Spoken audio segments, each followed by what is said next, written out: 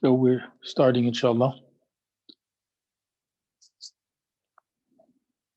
So we continue our study of the book Maqasid Sawm by the great scholar, Imam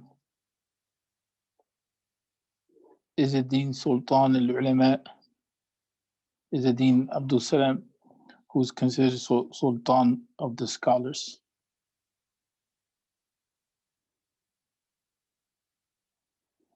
So one of the things that we wanted to focus on was the issue of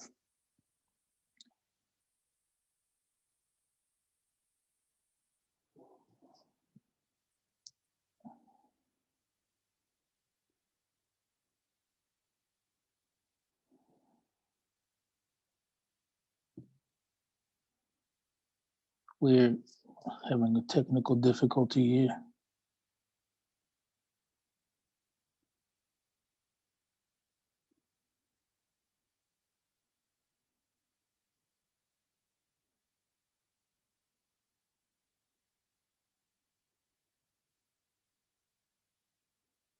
Okay.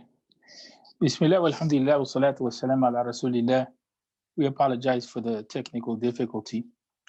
But what we wanted to focus on was the idea that fasting in Islam is based on the fact that it's a pillar of the deen. Last time, we noted that the evidence for why it is that we fast is rooted in the Quranic command. Is an ayat of the Quran that we hear constantly during this time of the year.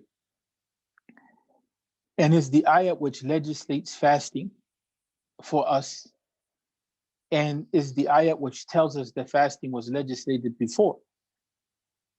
And we also know that there are a number of hadith that support the fast of Ramadan as an obligation.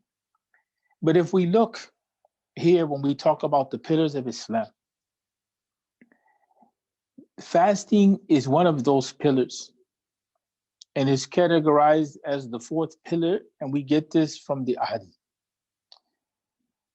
We see that from the pillars of Islam, belief or iman, it comes in as the first because it's foundational. Salah follows because salah is an act of ibadah or an act of worship which is continuous. Iman is something that is stable and constant in our lives in order for other acts of belief to be actualized, right? Because salah is an act of belief, but it's something that's practiced. It's not something that is necessarily contained in the heart. Those acts of belief have to be materialized through action. So salah is one of those acts of iman which is constant and is materialized on a daily basis with frequency and is continuous. And so that's one of the reasons why you find that it's listed in the pillars of iman right after belief in the kind of the theoretical or principled sense. Because when we talk about belief in the pillars of Islam, we're talking about something really that is we understand there's something that we hold dear in our hearts and we hold it to be true after consideration, after understanding it, and after being convinced of it. Zakat usually is followed up in the Quran. Usually is followed up in the Quran by being paired up with salah. So salah and zakat go together in the Quran. And zakat can be more frequent than the fast of Ramadan because zakat can be given, at multiple times throughout the year, depending upon what it is that your situation is economically. You're going to find people giving zakat during different times of the year. So it's something that has its frequency with it, and it's really based upon when is it that a person is ready to pay their zakat. But it can happen throughout the whole of the year. Whereas fasting only happens one time in the year. And so the fast of Ramadan is a fast which is rooted not only in the command to be obedient to Allah Tabaraka wa Ta'ala and restrain from food and restrain from physical intimacy, but the fast of Ramadan is also a fast which is looking to develop us. It's looking to develop us. And that's the aspect that we want to focus on in these 3 classes that are left. The fiqh of fasting is being dealt with by Dr. Asif. So he's dealing with the fiqh of fasting, the more detailed aspects, and we're dealing with the more spiritual developments side, the spiritual development side of it, or the things which fall under that line. But when we look at the chart here, we find that acts of worship, they demand from us 2 things. One is the intention, and then that we follow the rules that pertain to the action. Why? Because in Islam, and we go back to the ayah, كُتِبَ عَلَيْكُمُ الصِّيَامُ كَمَا كُتِبَ عَلَى الَّذِينَ مِنْ قَبْلِكُمْ لَعَلَّكُمْ تَتَّقُونَ. The ulama, they teach us that in the fast of Ramadan, what has taken place when it comes to it being legislated in past nations is that it was changed. The act of fasting, the way that it was supposed to take place, and the time that it was to take place in was changed. And so, for instance, it's not just a matter of intending to fast, but it's intending to fast the fast of Ramadan, more specifically, not just a general fast, and it should be done in a specific way from sunset to sunrise within that period of time which we call Ramadan. And what is abstained from is those, or are those things which are legislated. And so there's rules to Ramadan that have nothing to do with us on a personal level. There's rules to Ramadan which are the GPS for how it is that we're going to get to the destination, which is seeking the pleasure of Allah and having fulfilled the command of Allah. So the rules for the fast are important from that angle. But the rules from the fast also have to be accompanied with understanding the spiritual dimension. And so our intention can't just be to go through the routine.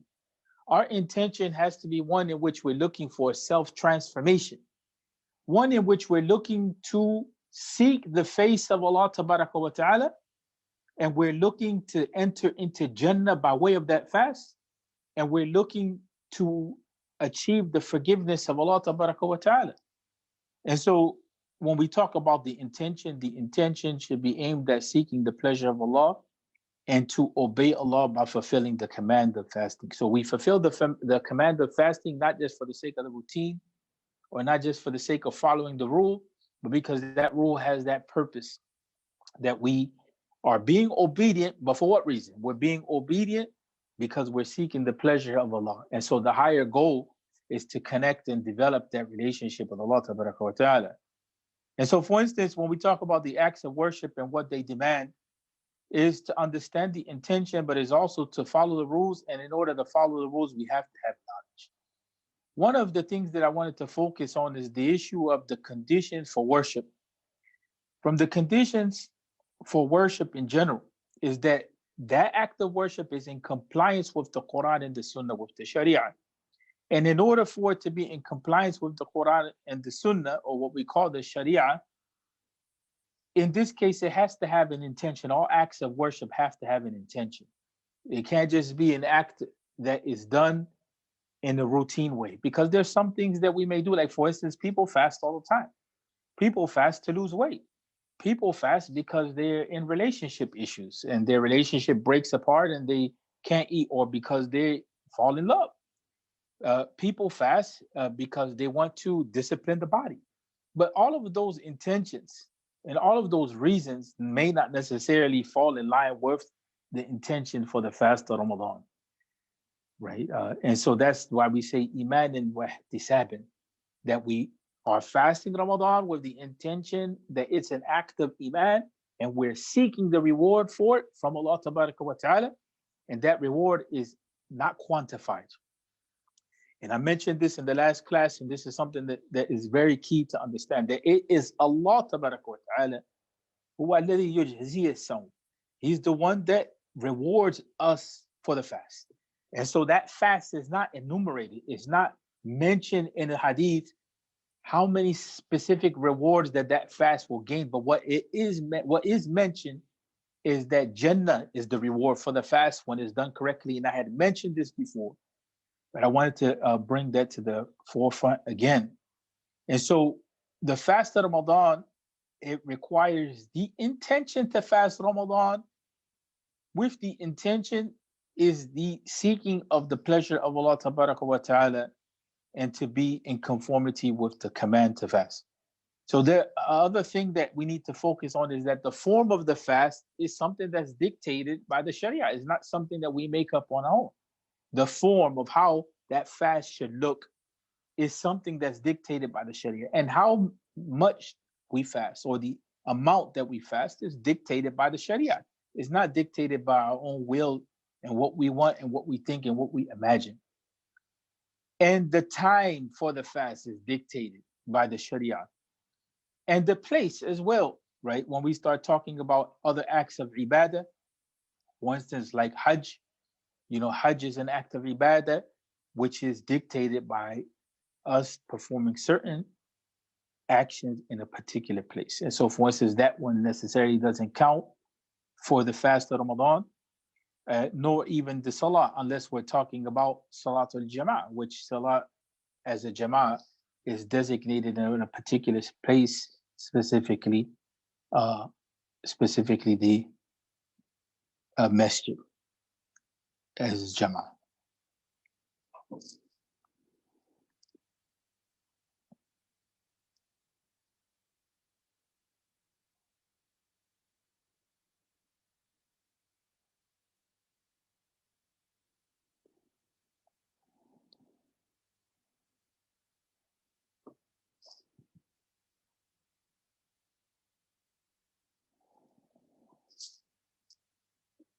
And so we wanted to focus on this point that the fast has four general objectives, right? And one of the Mashaykh, he summarized the objectives which are found in the Maqasid, or the objectives of fasting book.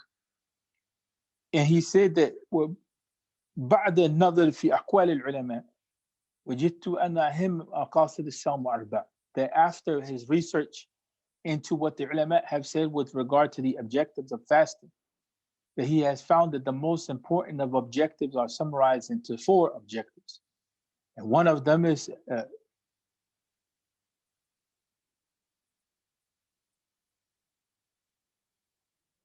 one of those objectives is one of those objectives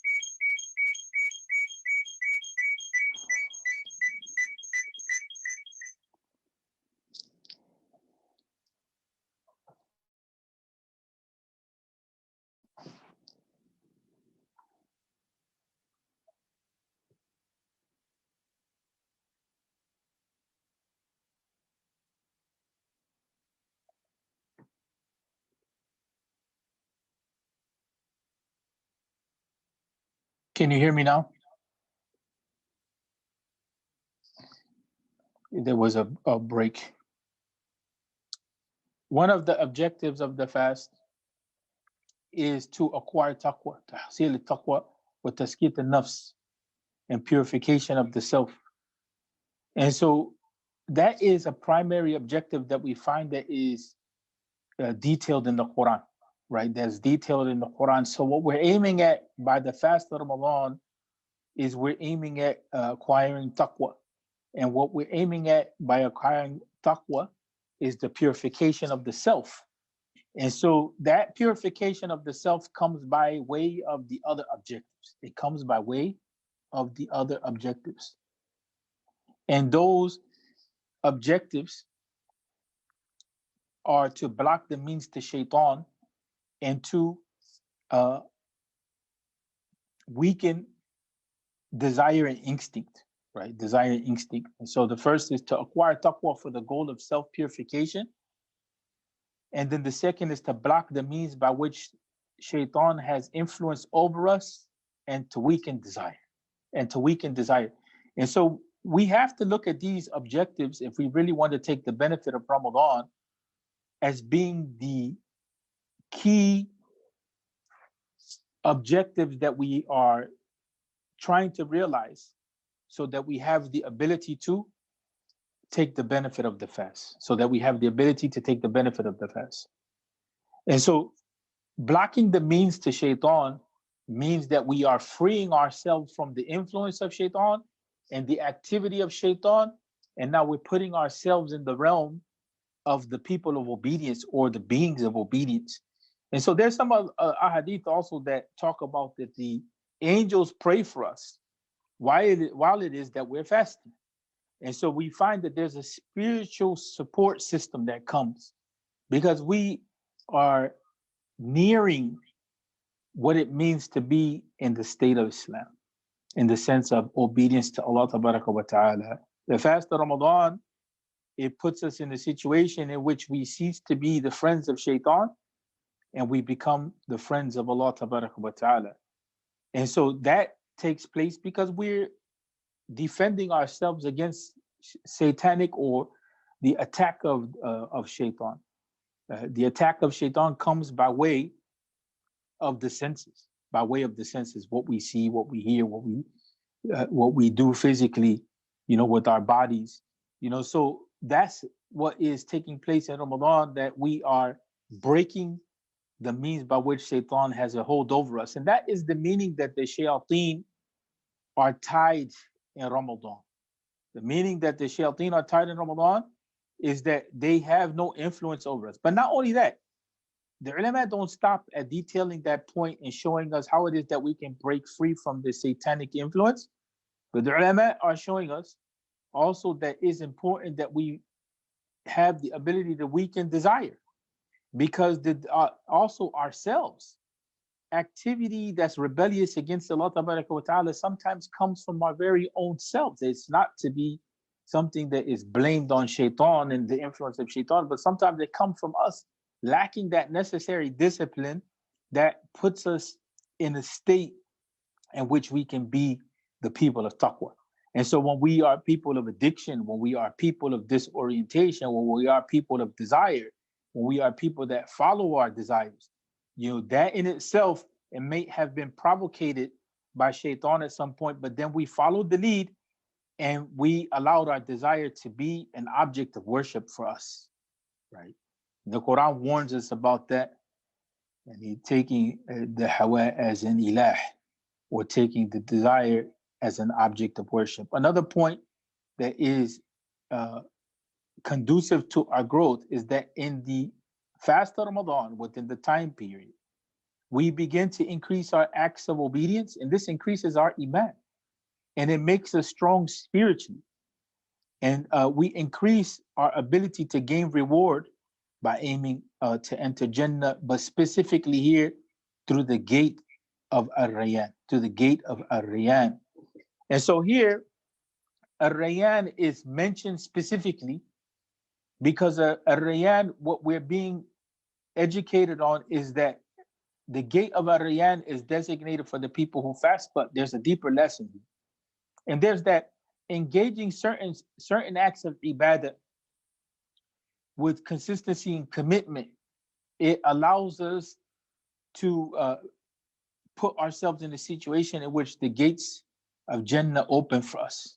And so some people come to the gate of sadaqah, some people come to the gate of salah, some people come through the gate of riyad, right? And so, for instance, there is different means by which we can acquire good deeds and by which we have the ability to approximate Allah wa ta'ala or enter Jannah. The fourth thing is that the fast clarifies for us how it is that Allah wa ta'ala facilitates our matters for us.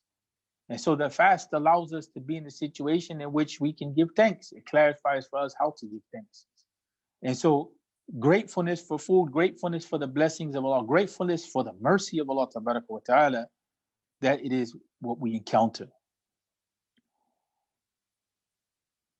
And I wanted to focus on this aspect about weakening the desire, because this is especially important when we start talking about the youth. Right? We have a hadith in which the Prophet ﷺ says, "Ya ma'ashir al-shabab, man istata'a minkum al-ba'at fayatazawwaj, فإنه أغض للبصر وأحسن للفرج ومن لم يستطع فعليه بالصوم فإنه له وجاء." And this hadith is known. This hadith is known, but we have to remember that the fast of Ramadan is not only the issue of weakening the desire in general, but we have to remember here that the fast of Ramadan, what it does for us, hunger, in other words, hunger, and thirst, what it does for us is that it breaks our desire to sin. It weakens our association and our attachment with acts of sin. And so, for instance, the fast of Ramadan, for some people, fasting in general may not aid them in the whole issue of disciplining themselves. But the fast of Ramadan becomes a starting point, more specifically. And so, for instance, this hadith, which teaches us that the fast of Ramadan breaks desire, the desire that leads us to disobey Allah Ta'ala. This hadith also more specifically is a guidance for our youth and the unmarried and even the married to a certain extent, in which here the concept is that the desire may reach a point where a person feels the need to get married or to get married. And so they may feel obligated. And so the encouragement is to get married, because it is a safeguard for the eyes, which become the tools of shaitan in some cases to imagination and to increase in desire. Or it may become the tool to sin in the sense of, what comes into our minds. So marriage in itself, it allows us to control. It allows us to control our sight. And also, what we're told in the hadith is that the fast provides a fortress for our physical parts, and literally, for our sexuality. I don't want to go deeper than that. But here, the issue of marriage is something that is encouraged as well as a protection, right? But then here's the point in which the fast, it allows us to achieve protection on all of those levels, in the case that marriage can't do that for us. مَنْ لَمْ يَسْتَطِعْ فَعَلَيْهِ بِالصَّوْمِ. So the person that can't get married, then that person should fast. And we say that even to those who are married and they struggle with these types of issues, in the workplace and in other situations, that the issue of the fasting in our lives becomes one by which we can gain spiritual prowess or power, is one in which it may take some time to kick in. And I mentioned this in other circles before throughout the years, that the people of Nuh, according to Imam Shah Wali Allah ad-Dahlawi rahmatullahi alayhi, he had noted in Ta'wil al-Hadith that the people of Nuh, that their physical nature had become animalistic. And so they were commanded to fast to break that animalistic tendency that they had, and so that they can become more angelic, more in conformity with the pattern and the plan of Allah Ta'ala. That's something that is very profound from a spiritual direction side. But the fast in itself is a protection. And that protection comes in that it allows us, and we have to speak openly about this, it allows us to control our sexual desire and desire in a general sense. But the mention of the point that was said earlier has to be brought to the fore again, and that is that at first people may still struggle. And it's not that the fast of Ramadan is not efficacious. It's not that the fasting in general is not efficacious. Efficacious meaning is not that it's not beneficial, it's not effective. It's like the people of Nuh. It may take some time in order for that to be the case, that it settles in. And so this is something that we want to encourage. We want to encourage that in Islam, the concept of sexuality is one that's spiritual, it's one that is very human, but it has its rules. And it's one in which, is done within the context of a marital relationship. And so the issue here is that marriage with fasting, marriage with spiritual development allows us to elevate even more, especially when there's uniformity of purpose between husband and wife, that we're in this together to develop ourselves spiritually, to be obedient to Allah wa ta'ala. And this is one of the reasons why, the couples, they should inform each other as to when they're fasting, because they have rights over each other in intimacy. And we're not talking about the fast of Ramadan, we're talking outside of the fast of Ramadan.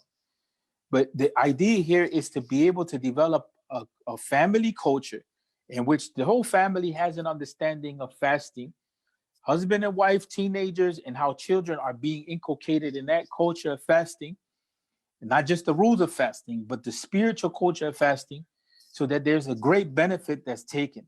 But at the same time, this is to remind families of how we should prepare our youth, not only by way of fasting, but we should prepare our youth by way of marriage. And so we should facilitate for them that, because the Prophet Muhammad sallallahu alaihi wasallam, he gave that advice to the youth. The biological changes that people go through is exactly a process which is natural. But the fasting, when we talk about wijah, it's something that is literally, it castrates desire. It castrates desire. It breaks it to a point which allows us to grow on other levels. And last time we spoke, and I wanted to bring this point back up again too, is the issue of thoughts that come into our minds.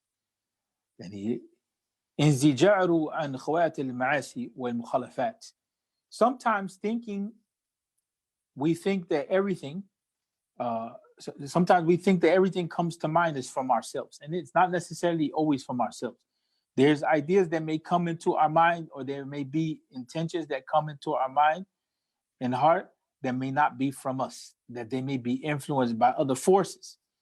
And so, for instance, the fast, what it does is it allows us to become more in tune. And so, for instance, what we're taught is that the desire becomes strong and more susceptible to these types of thoughts that are negative and evil at times. Even desire, when we let it go loose, it creates an environment where that type of thinking or the influence or the waswasa, it overpowers us. And so, for instance, the mashaykh, they teach us that the fast, what it does is it clarifies for us. It puts us in tune, because the fasting is about inactivity. It's about not doing. It's about restraining yourself. It's not about doing. And so, for instance, that type of worship, what it does is it calls us to be still and calm. This is one of the reasons why it is encouraged during the fast to make a lot of dhikr and dua, and to monitor our thinking. But if we're able to not only monitor our thinking, if we're able to focus our thinking, and this is the issue that comes up in the following sections, is the issue of the focus on the Quran, focus on the recitation of the Quran. And we noted that, when we're reading the Quran, and we talked about this in the Way to the Quran class, that one of the things that we should have in mind is who it is that we're communicating with. That's important, who it is that we're communicating with. If we don't have in mind that we're communicating with Allah tabaraka wa ta'ala, right, then we're just reading, and yes, we're taking benefit, but we're not connecting with Allah. But if we realize that behind these words is Allah tabaraka wa ta'ala, and we're trying to establish a relationship by means of the Quran with Allah tabaraka wa ta'ala, that empowers us. And so, for instance, when we are focusing on the Quran, we're occupying our minds and our hearts with that which will replace negative activity of mind. We have to realize that some people, they've become so influenced by negative thoughts, negative ideas, and even evil ideas, that they don't take a break from that. And those negative things impact them, and they influence the way that they see people, and so on and so forth, and the way that they see themselves, and so on and so forth. And so, for instance, the fast itself is a time period, it's an action which allows us to protect ourselves from those thoughts which cause us to go against Allah tabaraka wa ta'ala by sinning, or cause us to deviate. it gives us that power at the intellectual and spiritual level, at the level of the heart, at the level of the heart. And so, for instance, this is one of the things that he says here: وَلِذَلِكَ قَدَّمَ بَعْضُ السَّلَفِ الصَّوْمَ عَلَى سَائِرِ الْعِبَادَاتِ. That in the past, some of the ulama from amongst the Sahaba or the earliest generation, that they preferred the fast to other acts of ibadah because of the impact that it had on their spiritual life, as we just mentioned, that it allows for a reformation of the mind and the heart to take place. So the act of ibadah, which we call fasting, is not just the issue of leaving food and drink and intimacy for a certain period of time during the day. If we understand that, we've understood a good portion of what the fast is, but we haven't understood what the objectives of the fast are. And so, for instance, we have to keep in mind that, you know, there's a certain state that should be developed, right? And so fasting also has other benefits. Like, for instance, it clarifies for us the health of mind and gives us the opportunity to gain soundness of the body. And even though the hadith is weak, he quoted it, sumu tasihhu, that if you fast, then you will attain health. And there's truth for that in the medical profession. In the health profession, we find that fasting has a lot of benefit.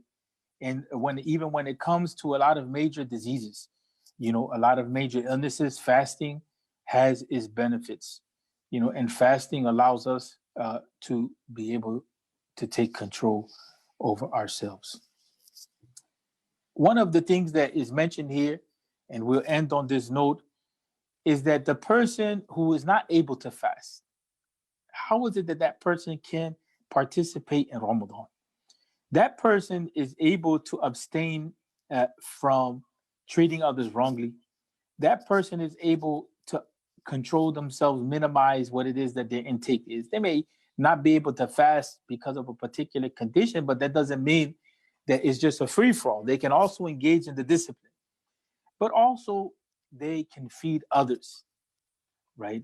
And the teaching goes, "Man fatara sa'iman kana lahu mithlu ajrih," that a person who feeds others in the time that's legislated for breaking the fast and the appropriate time for feeding, that the reward of that person that feeds, maybe due to old age they can't fast, or due to an illness they can't fast, or for some other reason they may not be able to fast that is not clear for the moment, that person, you know, receives the reward that's equal to that person, the reward of that person that's fasting, right? And so that's something that is important to understand. And so, for instance, the discipline remains the same outside of other things, you know, outside of the reality of the fast itself.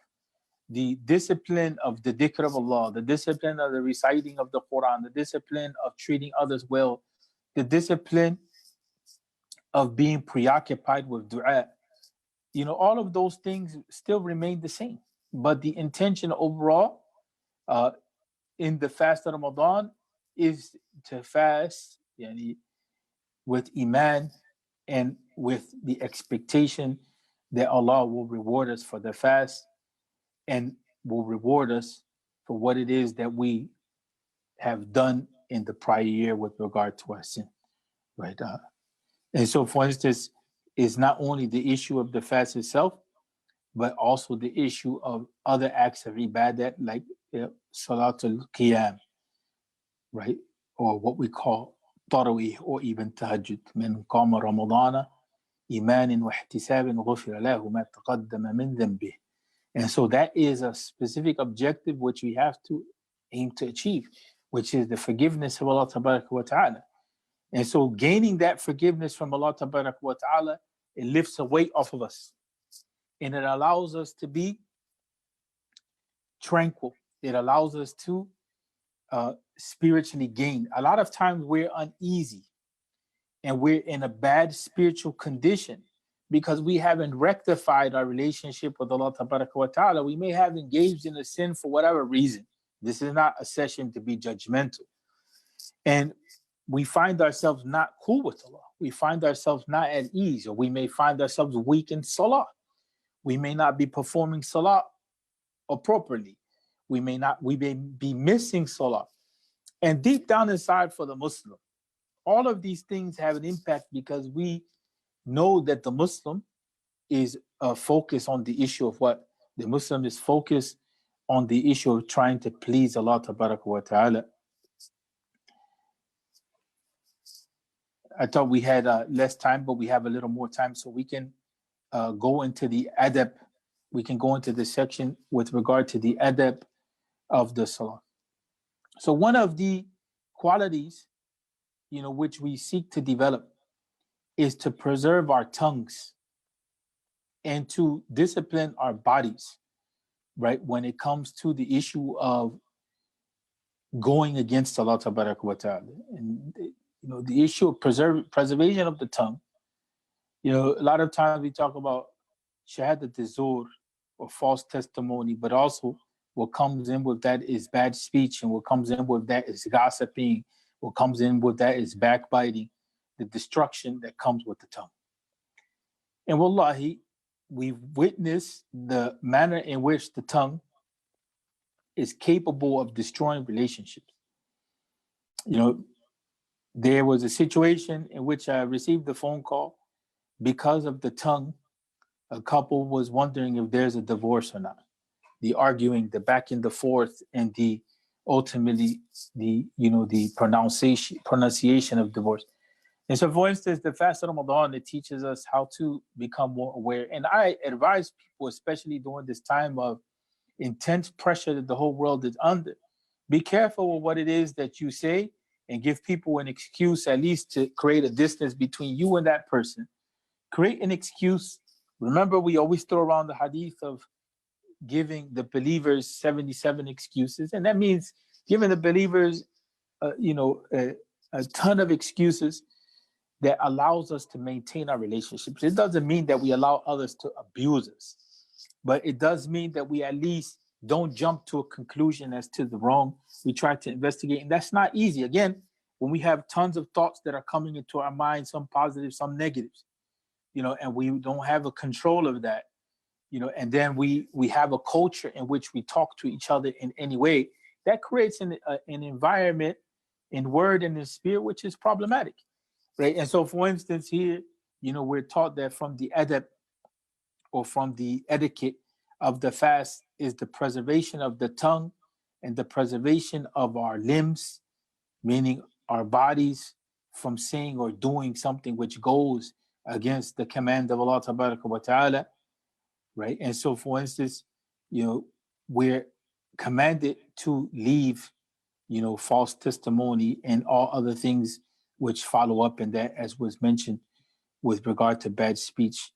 And so, for instance, if that fasting person is engaging in gossip and slander and false testimony, false accusation, and the tongue is not used for the dhikr of Allah, is not used to remind people in the positive way, and then that person has to come to a realization that, that fast is problematic on a spiritual level.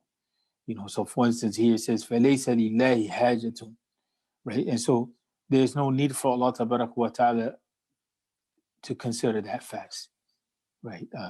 So there's no need for that person to